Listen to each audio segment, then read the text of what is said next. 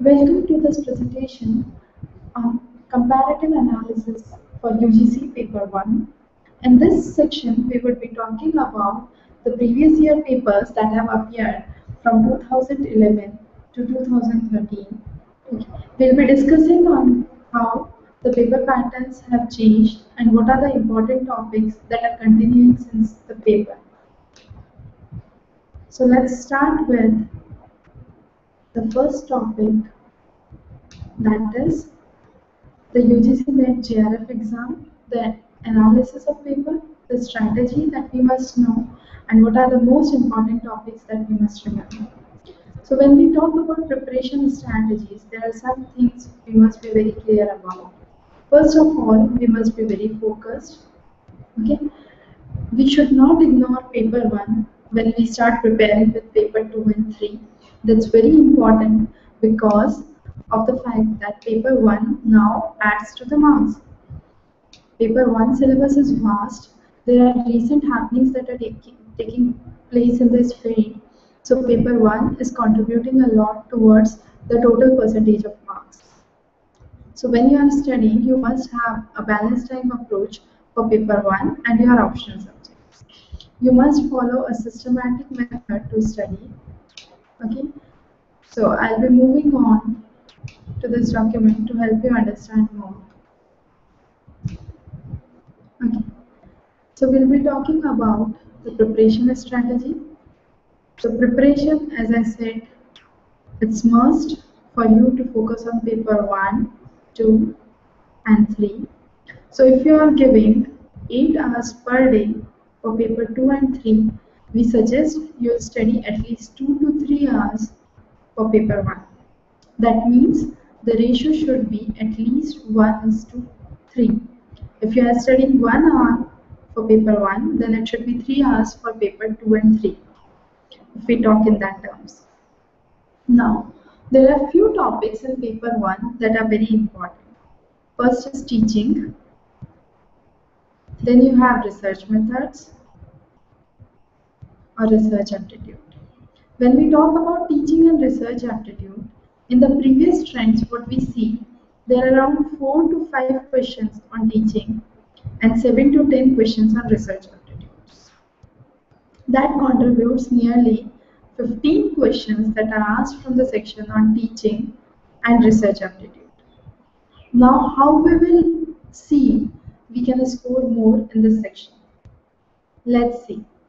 There are 60 questions that would be given in the paper. Of these 60 questions, you have to attempt any 50 questions which you are best prepared with. Okay.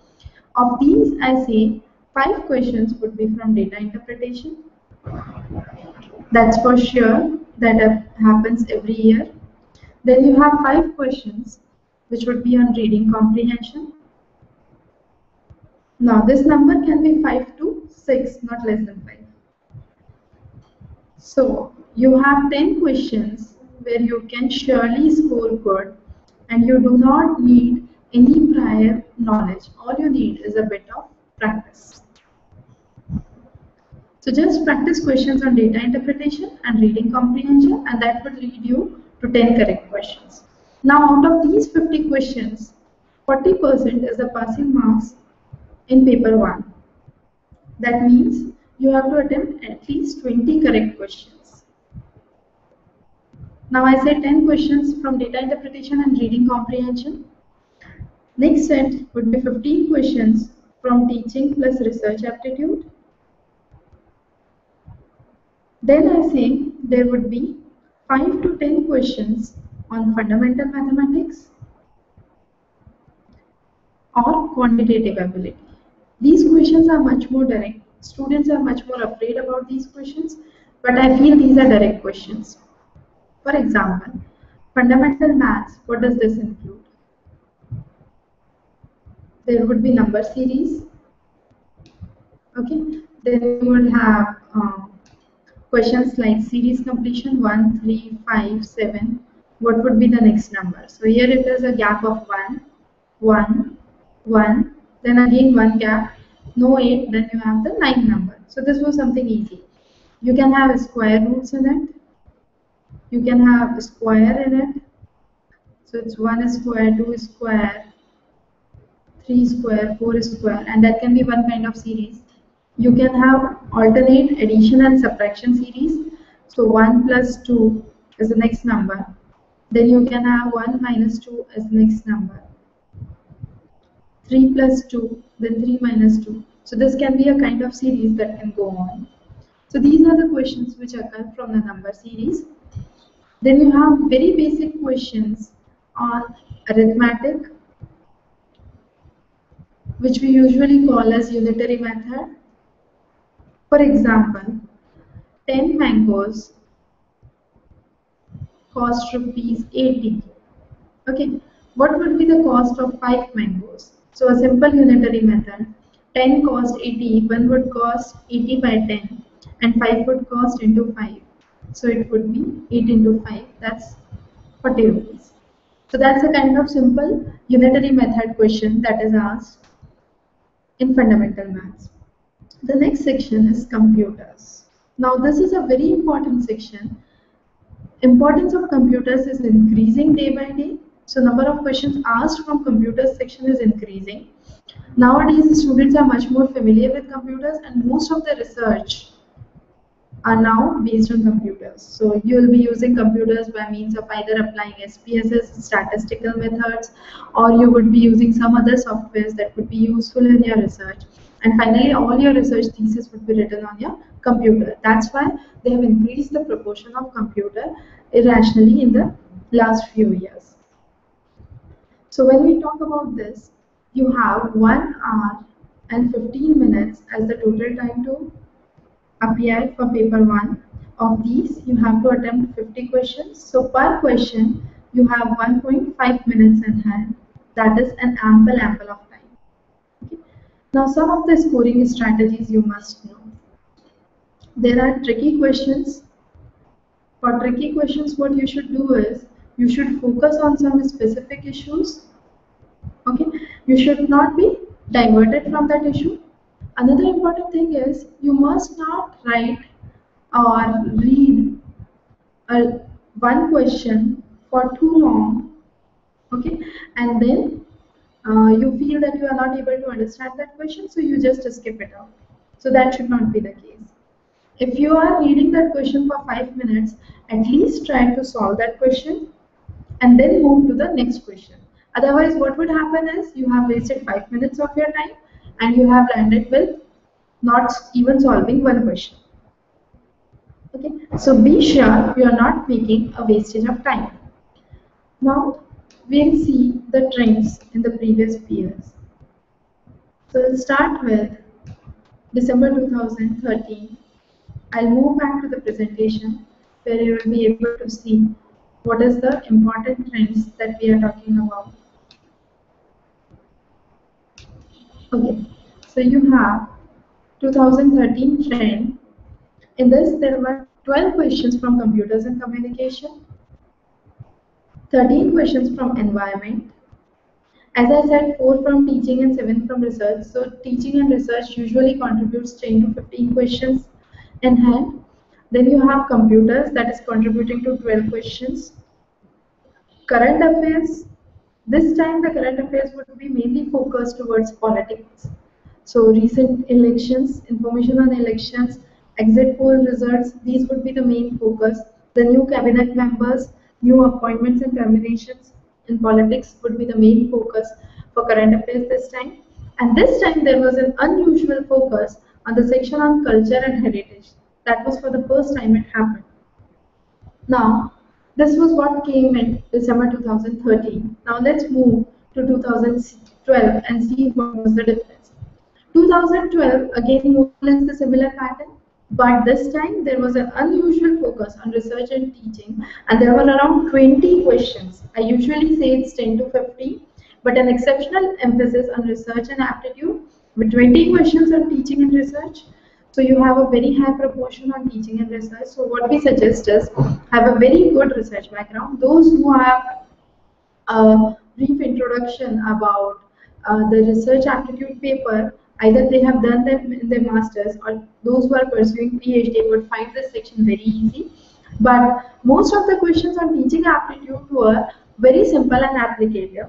Considering the fact that you are a teacher and you are standing amidst a group of students, how would you behave? Or what would be your immediate response to the problem? Judging that was the main focus of this section in 2012. Now in June 2012, something happened which never happened ever before. There were 10 questions which were exact replica of its past paper, that is December 2011. So there were very similar questions or exact replicas. So what we get to know from this is we must practice all the past year papers very carefully and very confidently.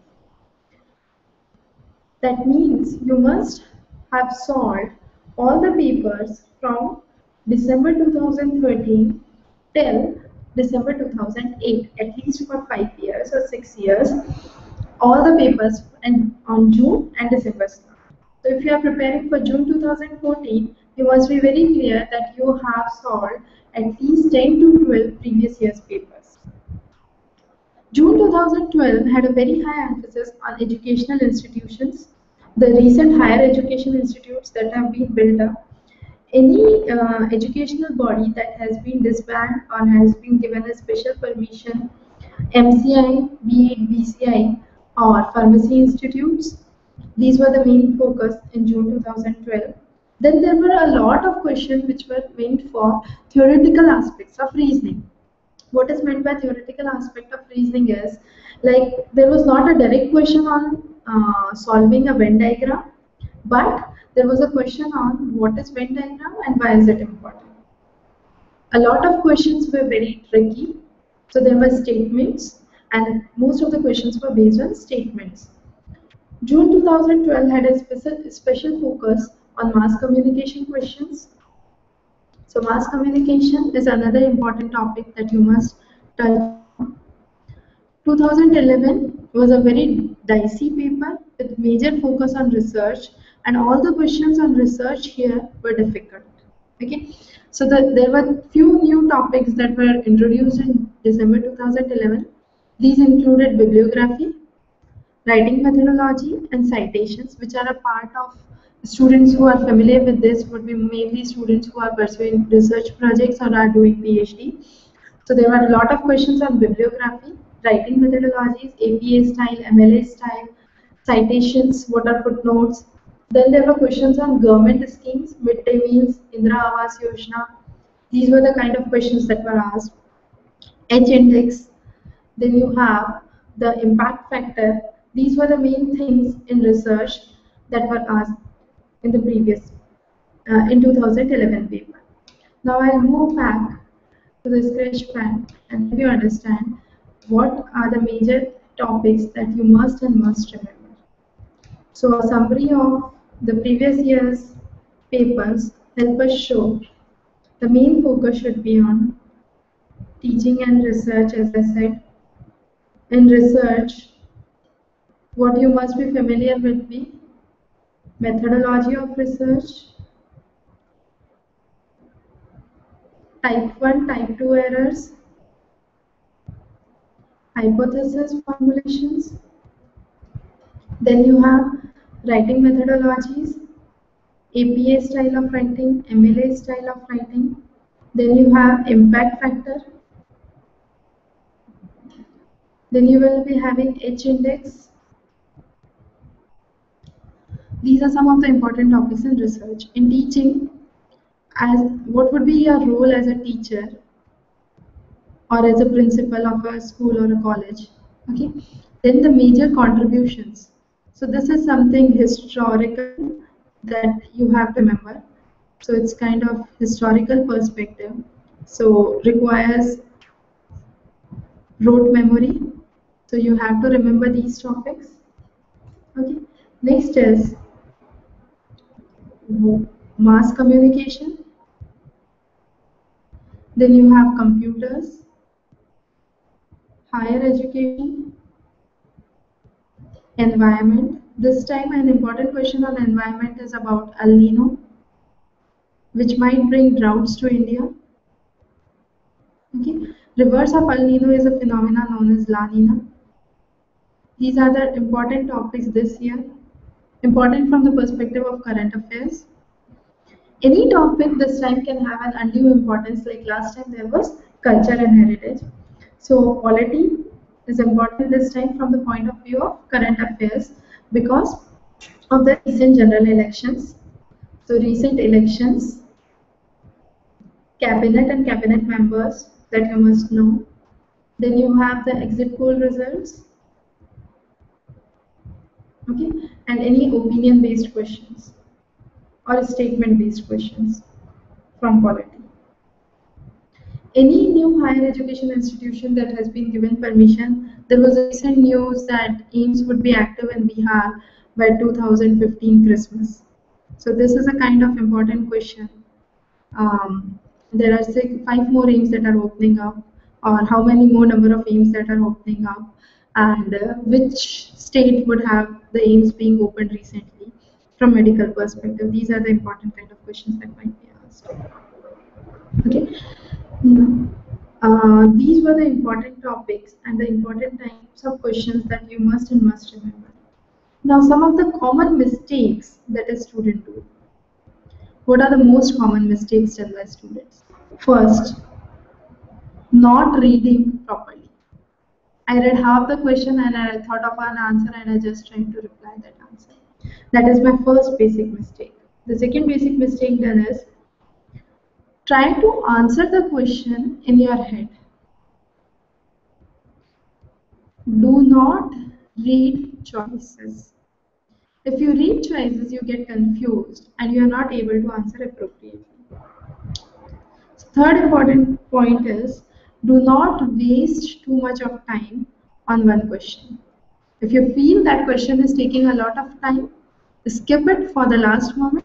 Just try to mention that you are leaving the question number 23, for example, somewhere on the paper, so that when you revert back, it's much more faster and convenient. These are the common mistakes that most of the students do. Now, some of the common things you must take care about. First, do not select a response just because you feel that response is true.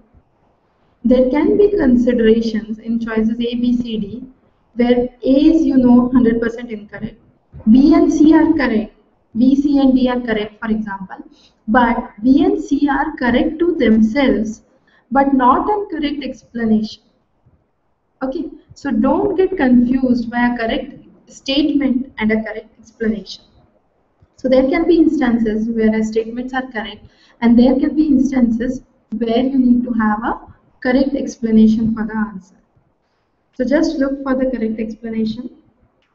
Next important thing you must take care of, do not reject any response just because you feel that this is very simple or direct. So if a response is very simple or direct, just don't ignore it. There can be cases where the examiner has tried to explain the question in a very simple language. So there can be possibilities that the answer is very simple. So just don't ignore that answer just because it is very simple. Third, don't just tick mark any answer correct because it has fancy responses, fancy words or fancy responses. You feel there is so lot of information giving, I have never heard of these things, so this must be the correct answer. Never ever get persuaded by such things. Okay. Fourth and most important, revisit the question if you get time at last. So last moment revision is very important. Even if you have solved whole of the paper and you are left with 5 to 10 minutes, just don't leave those 5-10 minutes idle. Just try to read all the questions that you have gone through and see if you are able to answer those questions correctly or not. So these are some of the most important things that you must take care of. Last but not the least, be positive. So being positive, what does that mean? Having a positive recharge of energy among yourselves. So don't cram or do rote memory. Rote memory is essential for few things, but not for everything. So you must select things that you are very confident with. Okay. Do not wake up a night before exam. Do not expect that you must be knowing everything. None of the student who is appearing would have a complete knowledge. Don't have negative feelings about yourself. I cannot do it. I cannot achieve it. And do not reach late at exam. So if you are reaching late at exam, you are already haphazard, you are worried, you are tense, and then there is a higher probability that you would be doing even correct questions incorrectly. So just relax, take an extra time to reach at the examination center and be confident about yourself. Another thing which helps a lot is group study.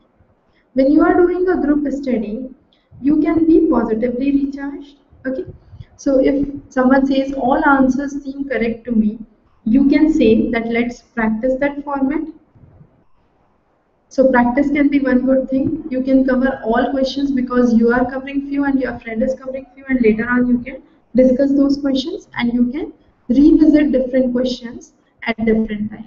So these are some of the elements that would help you through. So this was our lecture on how to help you with paper 1, what would be the important topics in paper 1, and what would be the basic strategy that would help you through for UGC NET exam June 2014. Hope this video was useful. In the next topic, we will be discussing about solving assertion reasons, which is an important question, an important thing that most students are worried about. Oh, I can solve 25 questions only because 15 questions would be coming from assertion reasons. I'll just leave that off. Don't worry, we will be discussing how we can go through with assertion reason questions. So next series would be talking about assertion reason, and hope this class was useful for you. Stay tuned for us for more classes. Good luck.